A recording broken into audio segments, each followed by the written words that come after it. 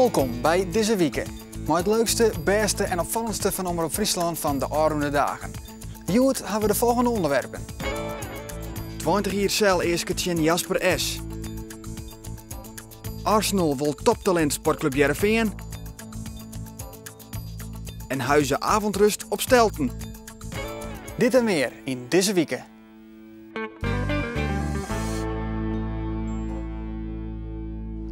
Jaar celstraf, dat is de eerste zin. Jasper S. De man die het 14-jarige Marianne Vaatstra verkreefde en vermoordde, krijgt de maximale gevangenisstraf om verschillende redenen. Om 11 treien na een onklacht van oorloeren kwam officier van justitie Henk Maus met zijn eersk. De onverwachte en gewelddadige dood van Marianne heeft een onbeschrijfelijk en onherstelbaar leed aangedaan. Verdachte heeft het ernstigste levensmisdrijf gepleegd die ons strafrecht kent. Vanaf het begin heeft de zaak iedere dag in de belangstelling gestaan en heeft de Friese maatschappij op een grondvesten doen trillen. Om te zeggen dat de rechtsorde ernstig geschokt is een enorm understatement. Marianne moet de laatste momenten van haar leven in onvoorstelbare angst en paniek hebben verkeerd. Een echte paniek. Dreigen met een mes. Dwingen tot seksuele handelingen en verkrachting. Letterlijk heeft Marianne de dood in ogen gezien toen de verdachte haar de BH om de nek legde. En de verdachte zag dit, maar weer stopte hij niet en koos voor zichzelf door Marianne te vermoorden. In koele bloeden.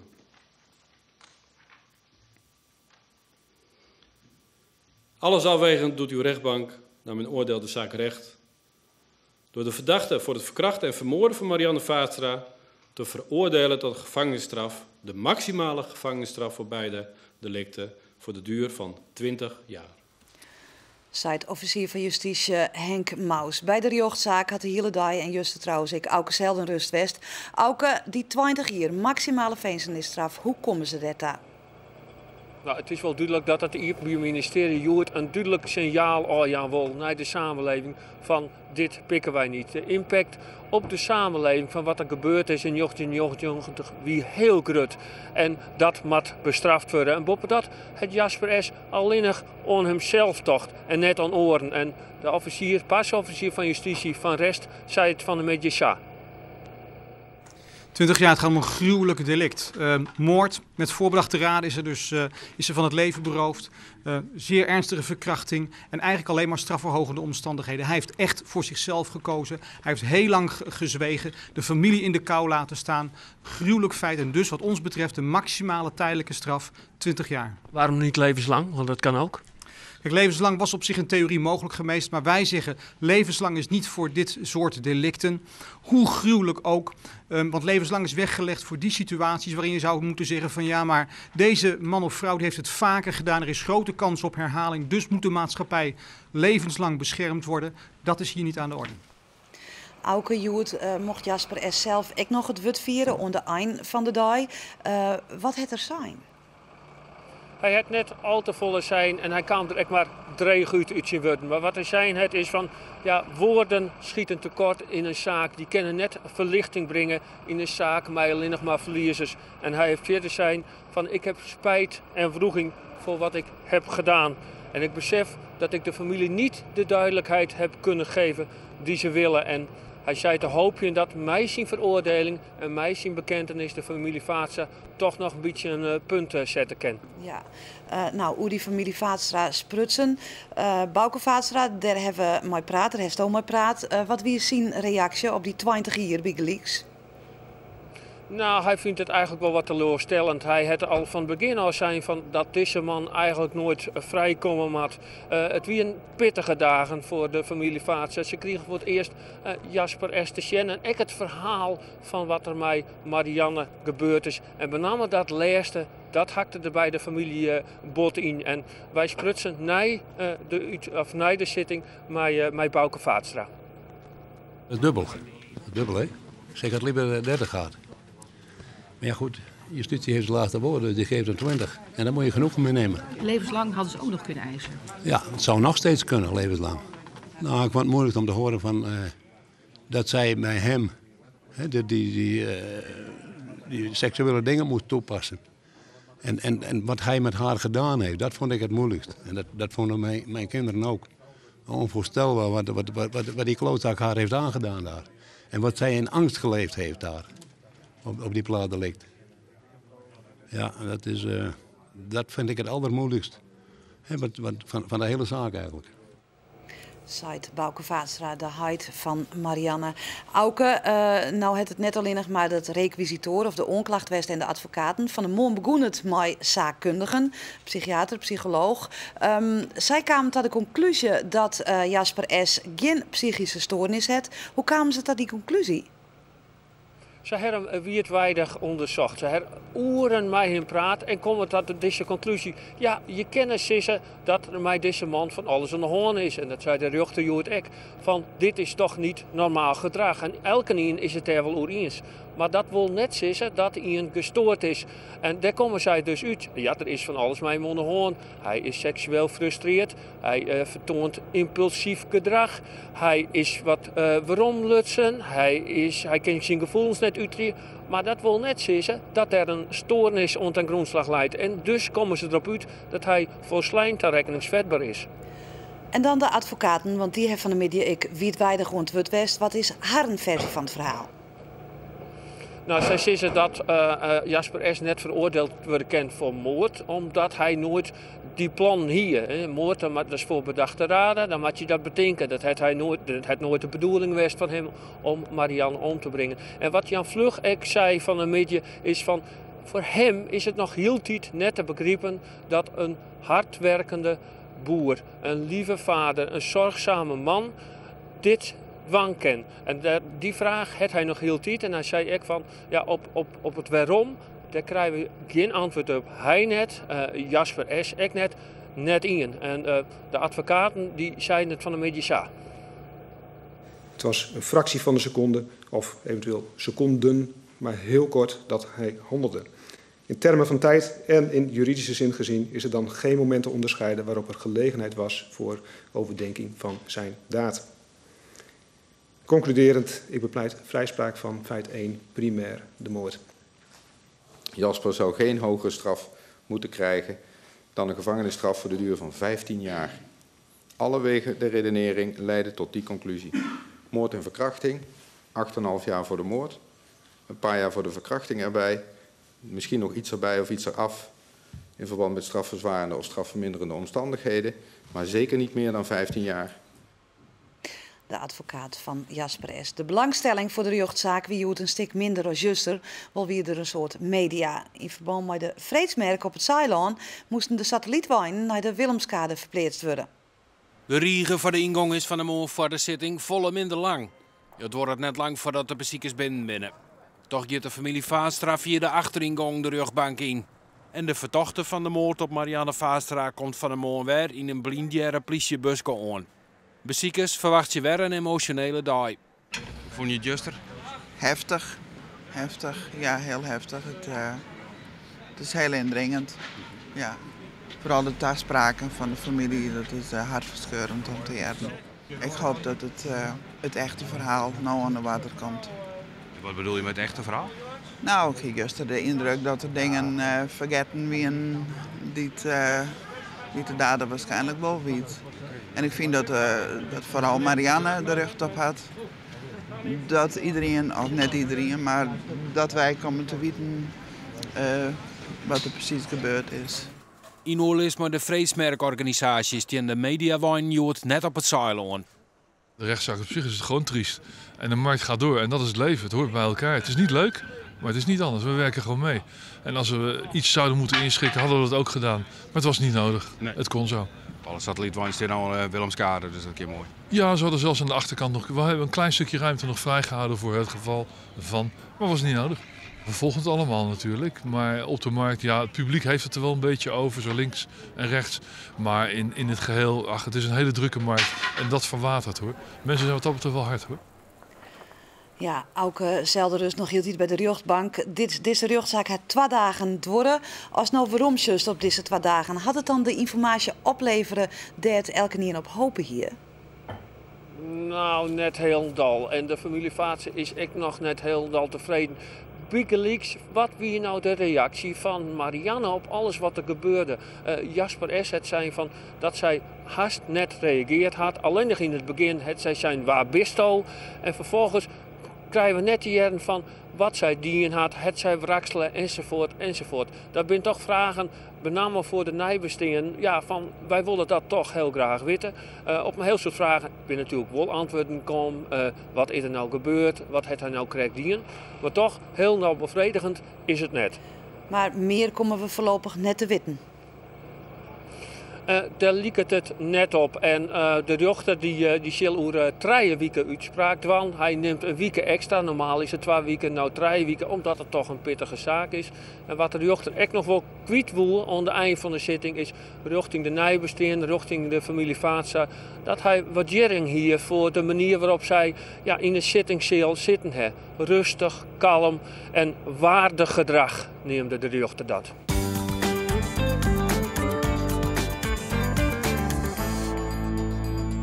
Dat waren de meest opvallende NICE-reportages van deze week. Het NICE en andere zaken over Omroep Friesland ben ik te vinden op Facebook. Zoek op facebook.com/omroep.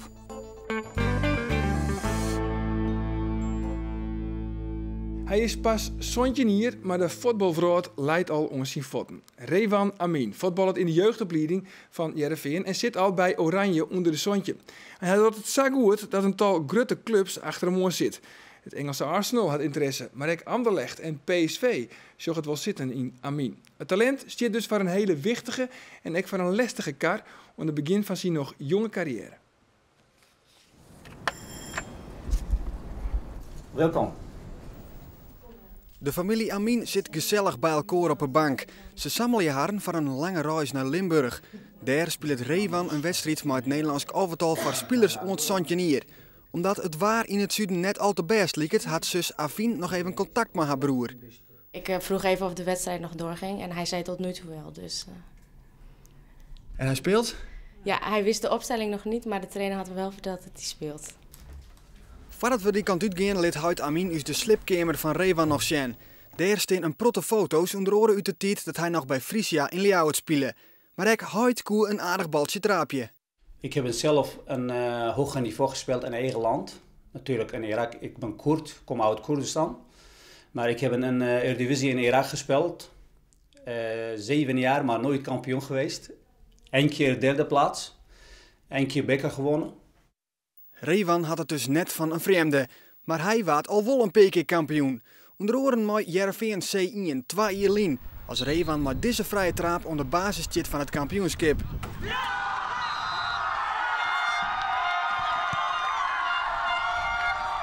Waarom naar Joetedij? Want het is tijd voor de lange autorit naar Limburg.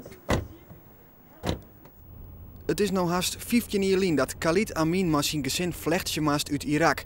Geen makkelijke tijd. Door de politiek en door de Saddam Hussein hebben heel erg gehad. Dat was door de hele slechte situatie. Ik moet heel snel. Ik heb me gevlucht in Noord-Irak en Koerdistan naar een Turkije. Vanaf Turkije hier in Schiphol terechtgekomen. Het is heel moeilijk. Dat de situatie die wij hebben gehad, dat kan niet erger. Dat was zo erg. Maar ik wil niet ook herinneren die tijd. Laten we het maar over fleuriger zaken hebben. De voetbalcarrière van zoon Revan. Onderwijs hebben we mooi even tijd om het grote dilemma van de familie Amin aan te kaarten. Revan voetbalt nou bij Heerenveen, maar Arsenal, Anderlecht en PSV zitten achter hem aan. Voor mijzelf wil ik graag bij Heerenveen blijven. Is het dichtbij. Ik wil graag elke avond thuiskomen. Ik kan niet hem missen. Voor mij echt moeilijk. Ik vind ook te vroeg als hij weg naar een buitenland. Ik heb gehoord ook heel veel mensen naar een buitenland of zo vroeg ze hebben niet gehaald. Ik vind dit ook Heerenveen een mooie club. Maar wij geven alleen advies, moet hij zelf kiezen. Dus wij gaan niet zeggen, moet jij zo doen of zo doen. Na 3,5 uur komen we aan in echt. Revan is dan al begonnen aan de warming-up. Hij maakt zelfs de karmaatje van zijn toekomst. Maar wat nou als hij kiest voor Arsenal? Moet de familie Amin dan opnieuw verhuizen naar een oorlog? Ik vind het ook moeilijk. Ja, Ik woon 14 jaar in Leeuwarden, bijna 15 jaar. Dus wij zijn echt gewend in Friesland. Het is een heel mooie regio en een mooie stad. U wilt niet nog een keer verhuizen? Nee, eigenlijk niet. Maar als blijft hij een paar jaar, dat kan hij zelf al. Als hij wil waarheen, het maakt niet uit. De grote vraag is, wat vindt Revan zelfs? Wat wil hij en waar zoekt hij zijn toekomst? Bij Heerenveen gaat het goed, maar het buitenland lokt het. Ja, tuurlijk. Het is aantrekkelijk. Maar je moet doen wat verstandig is. Want ik ben nog jong, denk ik. En een grote club betekent niet betere ontwikkeling. En daar gaat het uiteindelijk om. Dus je kiest ervoor om nog wat langer bij Heerenveen te blijven? Ik heb het naar mijn zin, maar we zien wel wat er gebeurt. Je houdt je wel een beetje op de vlakte. Ja, ik kan nog niet echt keuzes maken. Ik denk dat ik die ook met mijn familie moet maken, wat het beste is. Wat ook prettig voelt. Maar zoals ik zeg, ik heb het nu naar mijn zin bij Heerenveen. En we zien wel wat er van gaat komen. Revan voetbalt onopvallend, maar wel goed. Dat is zijn taak als verdedigende middenvelder. De wedstrijd tussen Nederland en Italië is spannend. Heitemem liep je bot mooi.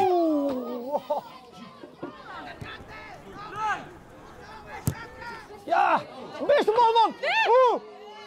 Oh, joi. Nederland krijgt kans op kans, maar er wordt maar net scoort. Heitemem Amin wordt een gek op de tribune. Ah, ja, op de lijn weggehaald, man. Oeh. Op de lijn, hè? Ja, echt op de lijn weggehaald. De ouders van Revan hoop je dat haar zoon nog een skofje dicht bij haar in de buurt blijft. Ja, ik denk dat ik het ook het liefst heb. Want ja, je gaat naar huis, je hebt mama's eten weer en je kan weer lekker op je eigen bed slapen. Het is toch anders dan dat je ergens aankomt en je moet alles zelf doen en je mist je moeder. Ja! Oeh, weer man! Niet te geloven, man. Niet te geloven. Uiteindelijk wordt Revan wisselen. Het staat nog 0-0 en Nederland moet winnen om naar het EK te gaan. Er worden meer risico's genomen. En als de wissel er maar te krijgen had of net, op het moment dat Revan eruit is, scoort Italië. De dream van het EK spat uiteen, maar van Revan bloedt een orendream gewoon oranje. Uiteindelijk droom ik op het hoogste podium en ik denk dat het Champions League is.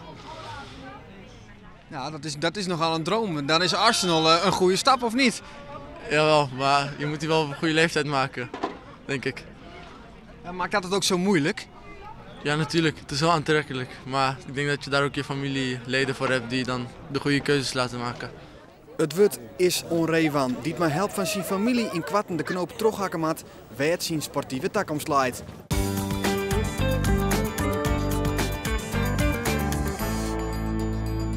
Een reportage uit het sportprogramma Bobbeslag wie dat. Morgen vanzelfs weer een nieuwe editie naar Joet, het waar en heer.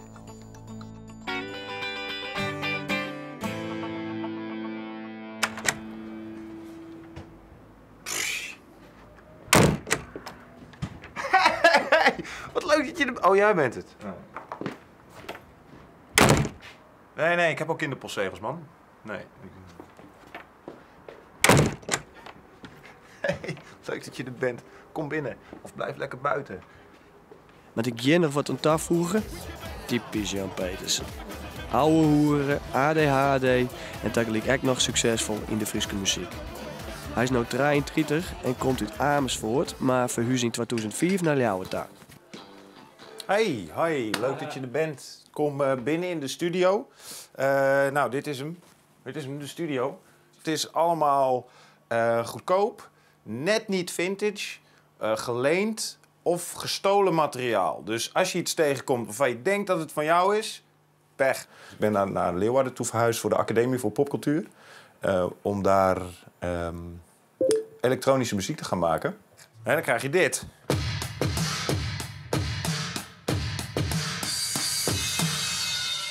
Auw, mijn oren! Dus nu ben ik producer. Oude drumcomputers en vieze oude gitaarversterkers. Mensen vergeten ook dat ik ook gewoon hele fijne funky house maak. Of snoeiharde electro. Of van allemaal andere dingen ook nog. Kun je een liedje opspelen? Mooi, hè? Het geluid. Het is net alsof er een Roemeense dwerg met een klompvoetje, zeg maar, probeert accordeon te spelen, maar gewoon zo autistisch is dat hij het niet kan. Ik ben zo uil. Ik ken de game niet meer zeggen. Ik ken de game niet meer zeggen. In 2008 wie Jan de ene helte van het dialectroduo Ed Lip en Aad Lus. Zowat elke Fries kan in Tusken haar een grutte hit. Maar bestaat die band nog wel? Ed Lip en Aad Lus was begonnen als gewoon 1 liedje. Hè? Dus onwijs uit de klauw gelopen. Maar dat succes van Ik ben zo uil, dat haal je niet meer. Want dat is dan nieuw en de nieuwigheid is eraf. Dus wat je dan merkt is dat het enthousiasme gewoon een beetje uitvaagt. En ja, als ik dan nog de enige ben in een groep die enthousiast is voor iets, dan moet je gewoon denken van ja, dan heeft het niet zoveel zin. Ik ken de game niet meer zeggen.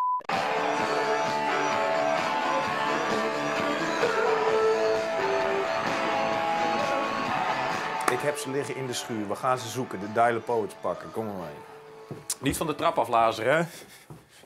Als het goed is zit het hier in deze koffer.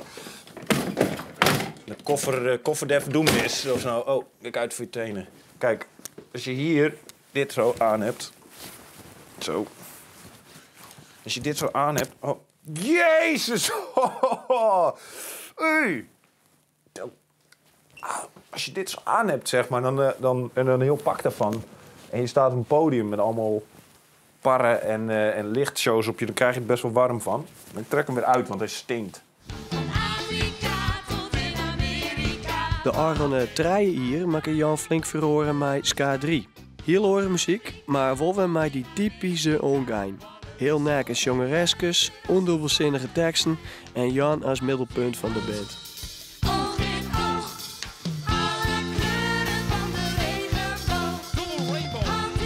Wie is wel de speel van die band, of net? Nou, ik ben in ieder geval degene die er het langst in heeft gezeten, ja.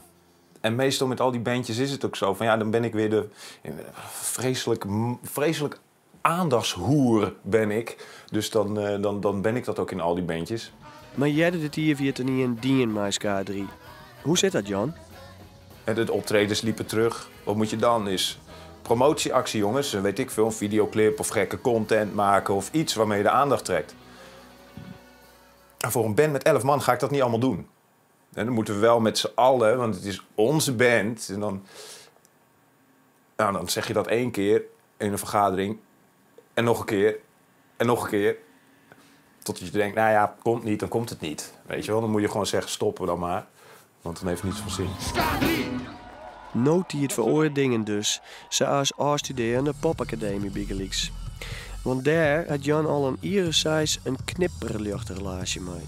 Daar ga je naartoe zo van, ik ga dat studeren, maar ondertussen ben je ermee bezig. En als je dan een hit hebt, ja, dan heb je het gewoon vet druk.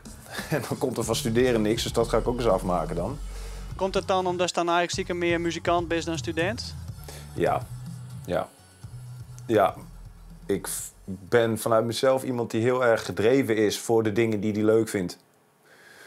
Maar de dingen die ik niet leuk vind, daar moet ik me echt toe zetten. Maar wat vinden ze eens van hem op de popacademie? Het is een ongelooflijk creatief figuur met al die hele goede ideeën die er in verschillende situaties uitvoert. En hoe is hij als student? Een mooi figuur, want ik kon protten van hem leert. Ja, en toen vreeg ik me van, nou wat voor dingen dan? Nou, hij had een theorie betocht van, dat neemt hij de theorie van de langzame zebra. En dat is als het op zebra's juist, dan mag het shut op de langzaamste, want dan had de hele groep. En mijn Ed Lip en Aad Lus had dat was een idee van ik moet zitten op de langzaamste, eigenlijk op de domste mens.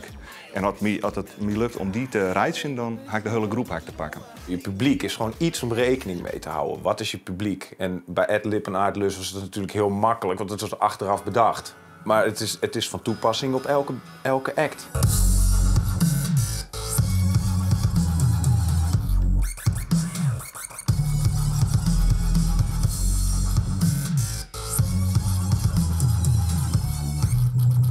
Eerst zocht ik ook wel veel mensen erbij die ik dan vroeg. Ook denk ik omdat ik gewoon bang ben om in mijn eentje op het podium te staan.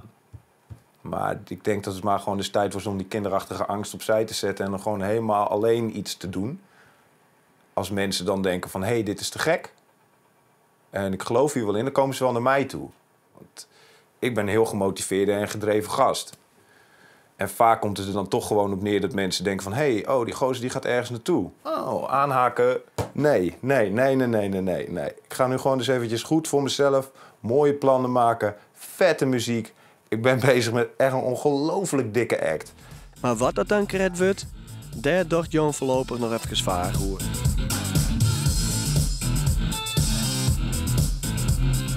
Als ik op internet zie ik Pantera spelen of zo en denk fuck, dat is vet man, metal. Ja, ik wil een metalband. En daarna zie ik Bob Marley en denk oh man, reggae, dat is ook dik. Ik kan niet kiezen, dus dat ga ik ook niet doen. En wat was de vraag ook alweer? Wat je lievelingskleur hier? Oh ja, roze.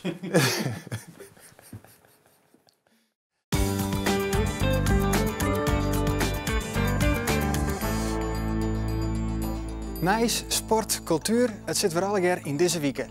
Nou verder maar het leukste van hier.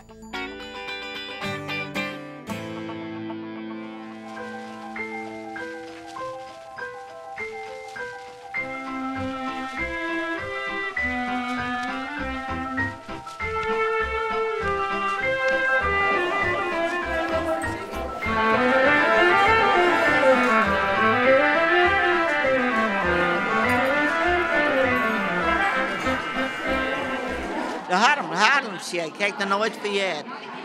Maar dat is best wel een malle doos, hè? Oh, nou, misschien wel hoe dat komt. Ja. Wij alle hier ben wel benijd hoe het wordt. Ja. Dus je bent wel één voor wat gekkigheid? Nou, een beetje bellenmaatje is nooit verkeerd. Een beetje doen, Shisha, dan begin naast de piggekken te heel wees doen. En dan moet wij maar uitwaan, maar ik ken het nog, want ik kom correct bij de masseur bij. Och, ik heb versleten knippel. Och, maar wel jammer, maar. Dan ben je wel eens een beetje van gek, man? Nou, wat voor gekkers zeggen ze wel eens nou, maar het bedacht het wel wat. Ja? Nou, goeiemorgen iedereen. Heel hartelijk welkom vanmorgen de Haarlemshake. Het is misschien wel bekend bij Jim, de band, die durven het... Maar Paak en Beppe die kennen het van een mooie Jirik zeker heel goed. Con los terroristas.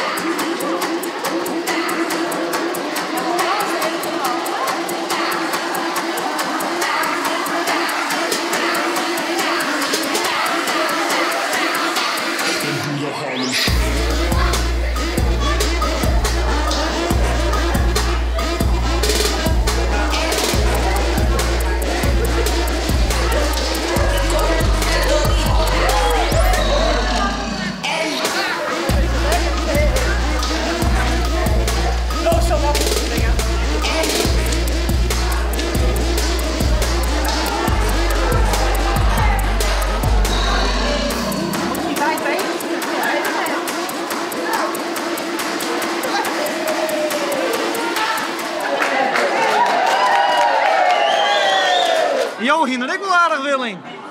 Ja, ik mag graag een beetje gek. Ja? Ja. Ja, we mag het wel, maar ik ken het wel. Je moet het een beetje maatje in het leven, nou? Ja. Ja. Hoe ging het? Nou, naar de omstandigheden redelijk wel, hè? Of in weer midden in Afrika. Godverdorie net aan. De wilden dat ze gek nog net. En wat vond je van de muziek? Nou, wel leuk. Ja. Ja, hè? Ja, hè? Ja. Gong je net hem al? Nee, ik ben net automaal. Maar ik zweet er ook van. Ja? Ja. Al die emoties, nou. Dat komt dan altijd naar los. Emoties? Ja, als al dat spul liggen. Hindjes pas ik hier op de tafel staan. Nou, ik kom je hand een kwalijk stukjes houden.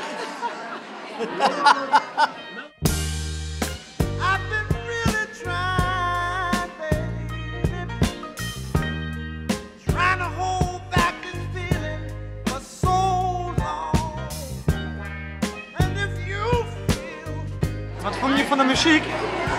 Hek en deze jet. Wat ik hier de muziek van me nou?